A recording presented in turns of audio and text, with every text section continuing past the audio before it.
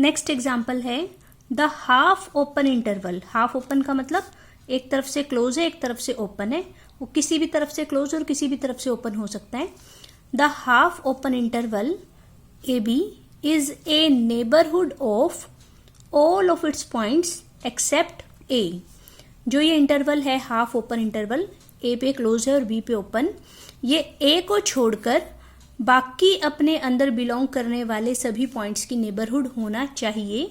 ये हमें प्रूफ करके दिखाना है कि this interval is a neighbourhood of all it's points. ये अपने सारे पॉइंट्स की नेबरहुड है सिवाय किसके, ए के। ए की नहीं है और बाकी इसके अंदर जितने बिलोंग करते हैं पॉइंट्स, ये उन सब की नेबरहुड है। ठीक है, सॉल्यूशन में हमने लिखा लेट एक्स, हमने इसका कोई भी आर्बिट्ररी पॉइंट लिया।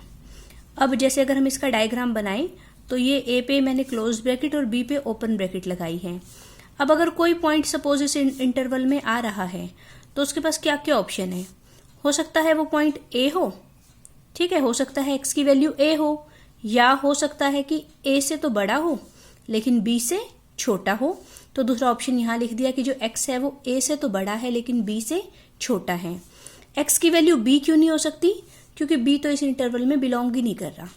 एक्स की वैल्यू बी से बड़ी क्यों नहीं हो सकती, क्योंकि इस इंटरवल में पॉइंट ही वो आ रहे हैं जो कि बी से छोटे हैं और ए के बराबर हैं या ए से बड़े हैं।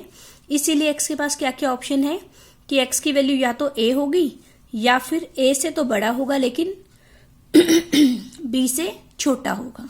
ठीक है, तो हम ये दोनों केसेस में अलग अलग देख लेते हैं कि क्या होगा। तो पहला केस हमने लिखा कि case 1 if X is equal to A.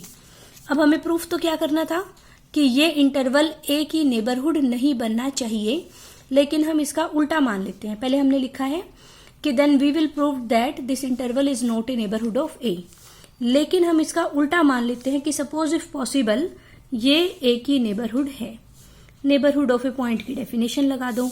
Then by definition of neighbourhood of a point there exists epsilon greater than 0 such that open interval a minus epsilon a plus epsilon this is a subset of half open interval a comma b। ठीक है, neighbourhood of a point की दो definitions थी, उनमें से आप कोई भी लगा सकते हो यहाँ पर। तो हमने ये एप्सिलॉन वाली डेफिनेशन लगा दी कि क्योंकि ये इंटरवल ए पॉइंट की नेबरहुड है, तो नेबरहुड का मतलब होता था कि ए के अबाउट हमें एक इंटरवल मिलेगा। ए के अबाउट का मतलब ए के थोड़ा सा राइट में, ए के थोड़े से लेफ्ट में। ठीक है, तो ए के अबाउट हमें एक इंटरवल मिलेगा जो कि इस सेट के अंदर कंटेन्ड होगा। इसके बाद मैंने फिर से इसका डायग्राम बनाया। हाफ ओपन इंटरवल ए बी, ये तो कैसा दिखाई देगा, ए पे तो क्लोज हो गया और बी पे ओपन हो गया। ठीक है, और ओपन इंटरवल ए माइनस एप्सिलॉन ए प्लस एप्सिलॉन कैसा दिखाई देगा, ए माइनस एप्सिलॉन का मतलब ए से थोड़ा सा लेफ्ट में, ए प्लस एप्सिलॉन का मतलब ए के थोड़ी सी राइट में।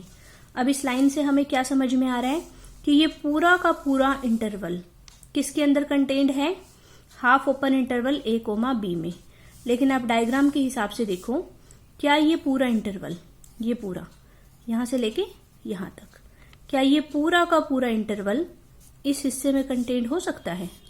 नहीं हो सकता, क्योंकि जो इसके यहां वाले पॉइंट्स हैं, ए के लेफ्ट वाले जो पॉइंट्स हैं, वो कभी भी इस इंटरवल में नहीं जा सकते।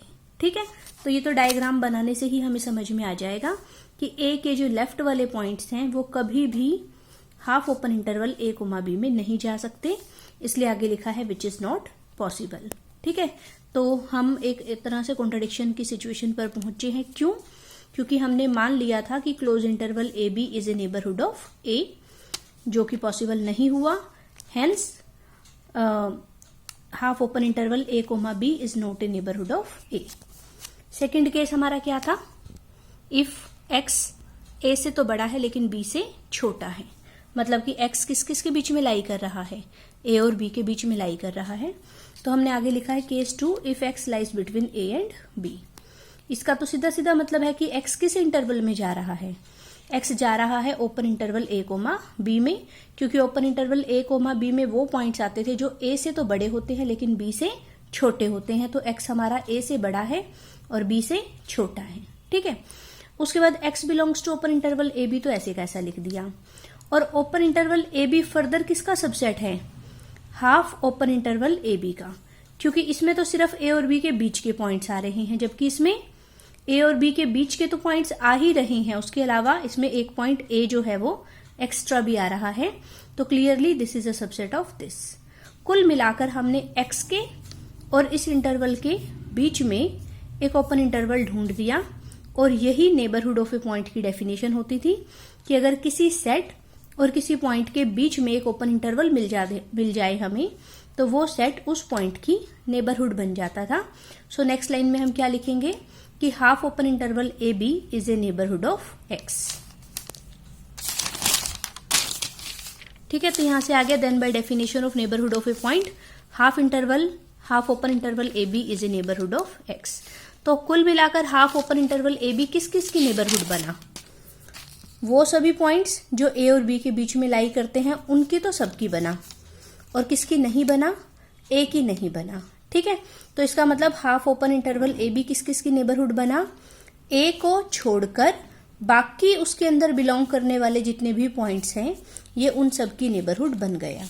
ठीक है, तो ये लास्ट लाइन हमने यहाँ कंबाइन करके लिख दी कि this half open interval A B is a neighbourhood of all of its points except A. A की नहीं बना, बाकी ए और बी के बीच में जितने पॉइंट्स हैं उन सब की ये नेबरहुड बन गया। इसी तरह से अगर मान लो ए पर ओपन ब्रैकेट होती और बी पे क्लोज ब्रैकेट होती, तो इसके लिए भी सेम इसी तरह का प्रूफ आ जाता। ये किस किस की नेबरहुड बनता? ये सिर्फ बी की नेबरहुड नहीं बनेगा, बाकी ए और बी के बीच में जितने पॉइंट्स हैं उन सब की नेबरहुड बन जाएगा। सो इसमें लिखा है similarly we can prove that half open interval A B is a neighbourhood of all of its points except b, कि बी को छोड़कर बाकी ये अपने अंदर बिलोंग करने वाले सभी पॉइंट्स की नेबरहुड बन जाएगा।